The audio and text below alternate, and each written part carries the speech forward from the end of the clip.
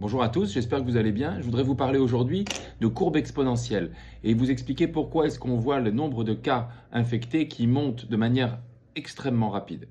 Pour ça, je voudrais que vous imaginiez un lac dans lequel il y a juste un nénuphar et ce nénuphar, il va doubler tous les jours. Alors au début, il n'y a pas grand-chose, il y a juste un nénuphar au premier jour. Au deuxième jour, il va y avoir deux nénuphars. Au troisième jour, il ne va pas y en avoir trois, mais il va y en avoir quatre. Au quatrième jour, il va y en avoir 8, 16, 32.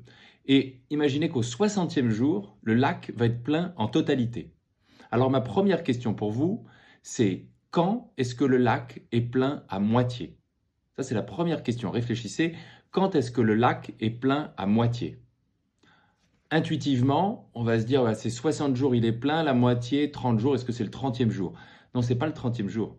Le lac, il va être plein à moitié la veille, au 59e jour. Au 59e jour, vous allez avoir la moitié du lac qui sera plein et ça va se multiplier par 2. Et c'est pour ça que l'exponentielle, ça va aussi vite.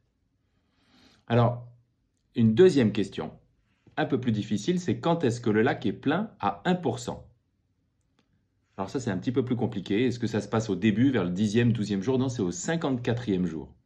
Et vous voyez qu'en fait, les 54 premiers jours, il ne s'est pas passé grand-chose. Et entre le 54e jour et le 60e jour, on va passer de 1% à 100%.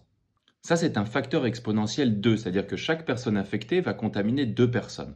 En pratique, on a l'impression que ce coefficient, il est plutôt aux alentours de 1,4, 1,3, 1,4. Et malgré tout, même avec un coefficient de 1,4, 1,3, vous avez au début pas grand-chose. Et puis, cette courbe augmente très rapidement lorsque le nombre de cas devient critique. Il y a une masse critique qui est atteinte. Ça, on voit ça dans tous les pays industrialisés et la France n'y échappe pas. Et cette courbe que vous voyez en France suit tout à fait cette exponentielle 1,3, 1,4.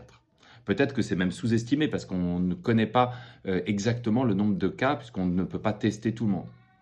En pratique, la distanciation sociale, elle est fondamentale parce que en diminuant le nombre de cas, en passant en dessous de la barre des 1, c'est-à-dire qu'une personne ne va pas transmettre à une autre personne, mais va même rester chez soi.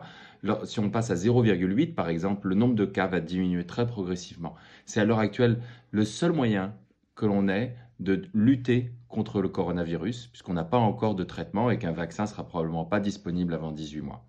Cette guerre sera longue, elle va prendre plusieurs mois, peut-être un an, peut-être un an et demi. On en parlera probablement dans les manuels comme la guerre du coronavirus 2020-2022. En attendant, il faut rester sain de corps et d'esprit, il faut rester positif. C'est comme ça qu'on s'en sortira. Et je vous souhaite bonne chance et à bientôt.